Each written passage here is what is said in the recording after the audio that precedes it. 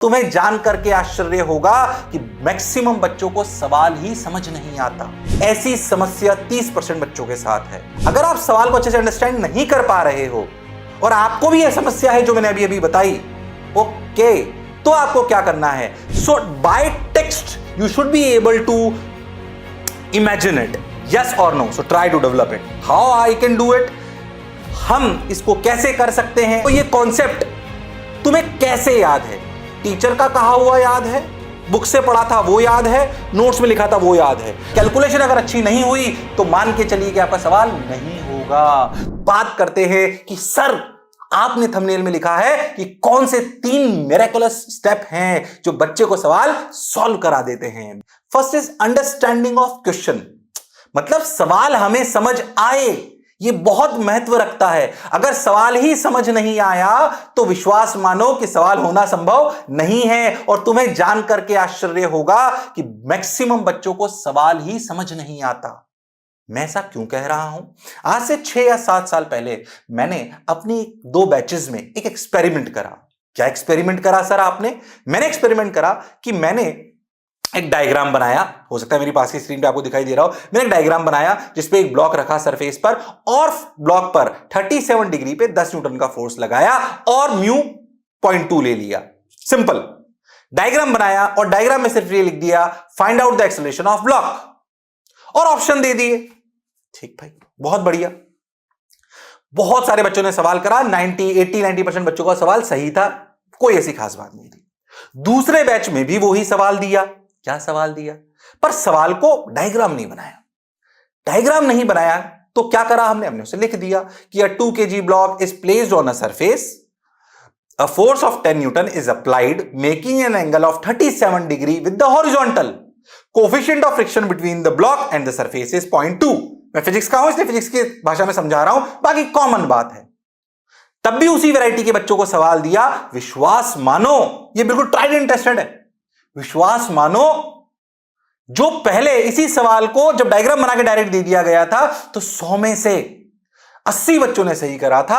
अब ये 100 में से सिर्फ 50 बच्चे रह गए जो इसे सही कर पाए। ओके, ऐसा क्यों हुआ? क्या जो 30% बच्चे इसको नहीं कर पाए, क्या उन्हें सवाल नहीं आता था? नहीं। क्या उन्हें गलत पढ़ाया गया था? नहीं। वो सवाल को पढ़कर समझ ही नहीं पाए कि सवाल क्या कह रहा है। ऐसी समस्या 30% बच्चों के साथ है। यह हैबिट तब सुधरेगी जब हमारी रीडिंग हैबिट ठीक होगी, जब हम रीड करके उसको इमेजिन कर पा रहे होंगे। क्लास में जब टीचर सवाल कराता है या जब हम लेक्चर देख रहे होते हैं ऑनलाइन भी, तो टीचर डायरेक्ट पूरी लैंग्वेज में लिख के डायग्राम बना देता है और आपसे सवाल हो जाता है। तो पहली step understanding of question. Sir इस प्रॉब्लम का समाधान क्या है? अगर आप सवाल को अच्छे से अंडरस्टैंड नहीं कर पा रहे हो और आपको भी यह समस्या है जो मैंने अभी अभी बताई, ओके, तो आपको क्या करना है? सर रीडिंग बढ़ाने के लिए क्या मैं न्यूज़पेपर पढूं? नहीं, मेरे को कोई आपको इंग्लिश नहीं सिखानी है। आप अपने सब्जेक्ट की ही बुक पढ़िए, एनसीईआरटी पढ़ लीजिए, अगर आपकी है तो कोई बोर्ड की बुक पढ़ लीजिए या कोई भी टेक्स्ट बुक आपकी सब्जेक्ट की पढ़ लीजिए और उसे रफ्तार में पढ़कर समझने का प्रयास करिए। रफ्तार में पढ़कर समझने का प्रयास करिए ताकि आपकी सवाल को अंडरस्टैंड करने की क्षमता बढ़ जाए, क्योंकि जो सवाल में लिखा है उसको आपको इमेजिन करने में या डायग्राम में उतारने की क्षमता होनी चाहिए। ओके, आप इस बात पे हमेशा मानेंगे कि अगर डायग्राम बना हुआ हो तो सवाल को समझना आसान होता है और डायग्राम नहीं बना हुआ हो तो सवाल को समझना थोड़ा टफ होता है। कोई जरूरी नहीं कि एग्जामिनर डायग्राम बना के समझाएगा, हो सकता है वो कई बात आपको इमेजिन करने के लिए छोड़ दे। So by text you should be able to imagine it, yes और no. So try to develop it. How I can do it? हम इसको कैसे कर सकते हैं? हम एनसीईआरटी पढ़ें या कोई भी टेक्स्ट बुक्स पढ़ें और ऐसे कर सकते हैं। ओके सर, तो step 1 is understanding of question. नहीं कर पा रहे हो तो कैसे करना है आपको बता दिया है और इसको डिटेल में बाद में बताया जाएगा छोटे छोटे वीडियो के माध्यम से। Second step is what? Identification of concept. सवाल समझ आ गया पर मुझे कौन सा कॉन्सेप्ट लगाना है सर ये तो बताइए, या ये कैसे पता पड़ेगा? ये तब पता पड़ेगा जब आप समझ गए और आप उसे साइलोज में तोड़ते चलें। जैसे फनल नहीं होती है, कहीं सुना हो तो sales funnel, educational funnel, funnel में होना है। कैसे? ओके, फिजिक्स का पेपर था, फिजिक्स में ओके ज्योमेट्री ऑप्टिक्स का सवाल है, ओके यहां तक क्लियर। ज्योमेट्री ऑप्टिक्स के बाद यह सवाल है स्फेरिकल मिरर का। ओके, स्फेरिकल मिरर तक पहुंच गए। स्फेरिकल मिरर के बाद ये सवाल है वेलोसिटी इन स्फेरिकल मिरर्स का। ओके, उसके बाद कौन सा सवाल है? स्फेरिकल मिरर्स के बाद वेलोसिटी इन स्फेरिकल मिरर्स का सवाल है। वेलोसिटी इन स्फेरिकल मिरर्स के बाद ये सवाल है जब ऑब्जेक्ट अलोंग द एक्सिस चलता है। ऐसे ही बता रहा हूं, तोड़ते गए और कॉन्सेप्ट को तोड़ते गए। अब याद करो ये कॉन्सेप्ट तुम्हें कैसे याद है? टीचर का कहा हुआ याद है, बुक से पढ़ा था वो याद है, नोट्स में लिखा था वो याद है। अपने आप दिमाग हमारा इतना तेज है कि अगर हमने इस कॉन्सेप्ट को 3 जगह से सुना है, पर जो सबसे भगवान ने, कुदरत ने हमें गिफ्ट दी है क्या, कि ये कॉन्सेप्ट पर पहले साइलोज में बनाना पड़ेगा। यस, तो कॉन्सेप्ट को समझिए, साइलोज में डिवाइड कर दीजिए अपने आप, स्टेप बाय स्टेप। अच्छा, जितना देर मुझे कहने में लग रही है उतनी देर आपको अप्लाई करने में लगेगी, ऐसा नहीं है। खटाखट प्रैक्टिस में आ जाएगा तो हो जाएगा। फिर ईश्वर ने हमें ऐसी गिफ्ट दी है कि अपने आप जिस जगह ये बेस्ट याद होगा आपको, वो अपने आप दिमाग में पिक्चर आ जाएगी। जैसे ही पिक्चर आएगी वो फोटोग्राफ तुम्हें बता देगा कि ये कॉन्सेप्ट क्या है। उस कॉन्सेप्ट को लिख लीजिए, उसके इंपॉर्टेंट फॉर्मूले को। बोलो क्लियर है एकदम? That is how you will apply the concept. Maybe multiple concepts will apply. कि मान लीजिए कि ऑर्गेनिक केमिस्ट्री में फिजिकल भी थोड़ी सी घुस गई, फर्स्ट ऑर्डर रिएक्शन भी आ गई और कोई ऑर्गेनिक की रिएक्शन भी थी, अपने आप मल्टीपल वो चलने लगेंगे। पहले इस कॉन्सेप्ट को भी लिख लीजिए, इसको भी लिख लीजिए, लिखिए जरूर और रिलेट कर लीजिए। तो पहली बात, आप कॉन्सेप्चुअल, आप अंडरस्टैंडिंग ऑफ क्वेश्चन कर लिया आपने, कॉन्सेप्ट आपने आइडेंटिफिकेशन कर लिया। अब आप कॉन्सेप्ट आइडेंटिफिकेशन के बाद, this is the second step, identification of concept and application of concept. तो आइडेंटिफिकेशन कैसे हुई? साइलोज बनकर। बोलो क्लियर है? नाउ कितने कॉन्सेप्ट इसमें लग रहे हैं ये आपने लिख लिए, अब उनको अप्लाई करना है। अप्लाई करने से पहले देखना है कि वो कहीं आपस में रिलेट तो नहीं हो रहे हैं। अगर वो एक ही है कि मान लीजिए k q1 q2 by r square एक ही कॉन्सेप्ट है, तो फॉर्मूला लगाओ, आंसर आ जाएगा।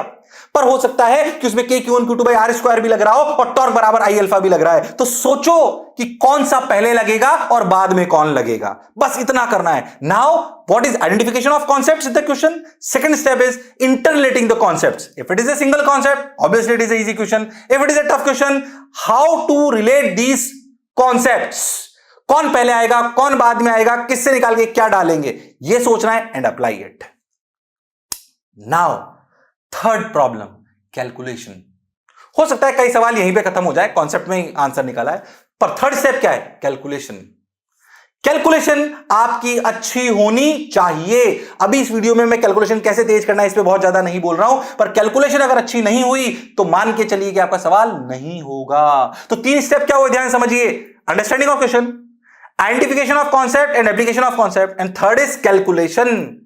अब इन तीनों में सोचिए कि जब आप सवाल गलत करते हो, अगली बार जब पेपर देने जाओ और जो सवाल गलत हो उनमें लिखना कि मैंने कौन सी एरर करी है, अंडरस्टैंडिंग ऑफ क्वेश्चन की, एप्लीकेशन ऑफ कॉन्सेप्ट की या कैलकुलेशन की।